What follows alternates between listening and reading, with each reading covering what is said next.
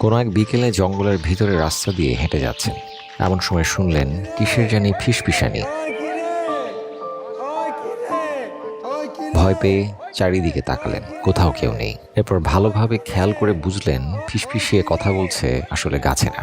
রূপকথায় এমন গল্প অনেক থাকলেও বাস্তবেও কিন্তু গাছেরা হাজার বছর ধরে একে অপরের সাথে কথা বলে। ভাবুন তো, আপাত শান্তশিষ্ট দেখতে গাছগুলো আসলে ভেতরে ভেতরে বিশাল এক গোপন নেটওয়ার্ক তৈরি করে রেখেছে। এটাকে বিজ্ঞানীরা আদর করে নাম দিয়েছেন উড ওয়াইড ওয়েব। হ্যাঁ, ঠিকই শুনেছেন, বনের নিজস্ব ইন্টারনেট। তবে এখানে সেলফি বা বিড়ালের মিমসের বদলে চলে খাবার আর জরুরি খবর আদান প্রদান। কিভাবে সেটা চলুন জানি। চ্যানেলটাকে সাবস্ক্রাইব করে পাশে থাকুন। মাটির নিচের এই নেটওয়ার্ক গঠিত হয় ফাঙ্গাই দিয়ে। আবার ছত্রাক আর গাছের মধ্যের এই বিশেষ সম্পর্ককে বলা হচ্ছে মাইক্রোরাইজি। ছত্রাকের সরু সুতোর মতো অংশ, যাকে হাইফি বলে, গাছের শিকড়ের চারপাশে এবং ভেতরে তা জড়িয়ে থাকে। এই হাইফিগুলো মিলে তৈরি করে মাইসিলিয়াম, অনেকটা ইন্টারনেট তারের মতো, যা অনেক গাছের শিকড়কে একসাথে জুড়ে দেয়। এভাবেই গঠিত হয় বনের নিজস্ব ইন্টারনেট, উড ওয়াইড ওয়েব। ছত্রাক মাটি থেকে পানি এবং পুষ্টি উপাদান যেমন ফসফরাস, নাইট্রোজেন সংগ্রহ করে গাছের শিকড়কে দেয়, আর তার বদলে গাছ তাদের দেয় মিষ্টি মিষ্টি চিনি, শর্করা বা কার্বোহাইড্রেট, যা গাছ ফটোসিনথিসিস বা শালক সংশ্লেষণ করে বানায়। বিজ্ঞানীরা দেখেছেন যে বনে কিছু বয়স্ক গাছ থাকে যাদেরকে আদর করে মাদার ট্রি বা মাতৃবৃক্ষ বলা হয়। তারা এই নেটওয়ার্ক ব্যবহার করে ছোট চারা গাছের শর্করা সরবরাহ করে, বিশেষ করে যারা ছায়ায় থাকার কারণে পর্যাপ্ত আলো পায় না।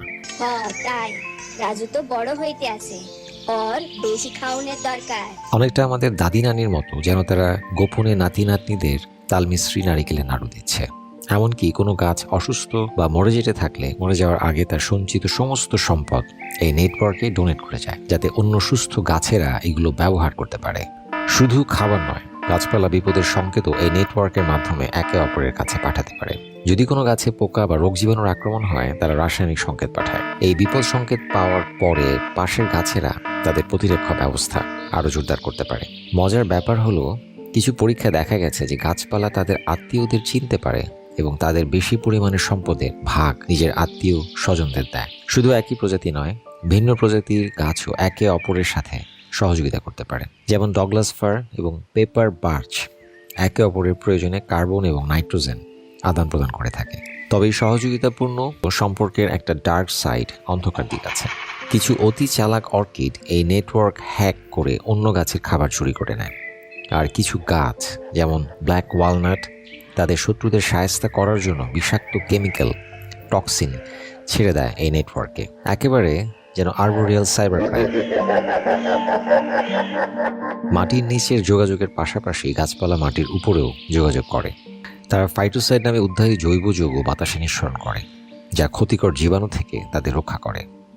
এছাড়াও পাশাপাশি বড় হওয়া একই প্রজাতির গাছ তাদের ডালপালা এমনভাবে ছড়ায় যাতে একে অপরের আলো এবং বৃদ্ধির পথে বাধা সৃষ্টি না করে।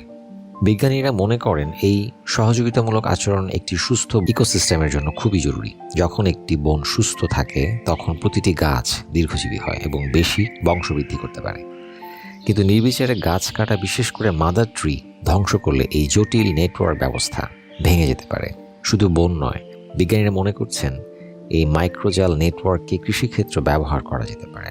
যদি মাটিতে পর্যাপ্ত পরিমাণে উপকারী ছত্রাক থাকে, তাহলে ফসল প্রাকৃতিক উপায়ে নাইট্রোজেন ও ফসফরাস গ্রহণ করতে পারবে, ফলে রাসায়নিক সারের ব্যবহার কমানো সম্ভব হবে, অথবা কোনো এক সময় রাসায়নিক সার ছাড়াই গাছের বৃদ্ধি অনায়াসেই ঘটবে।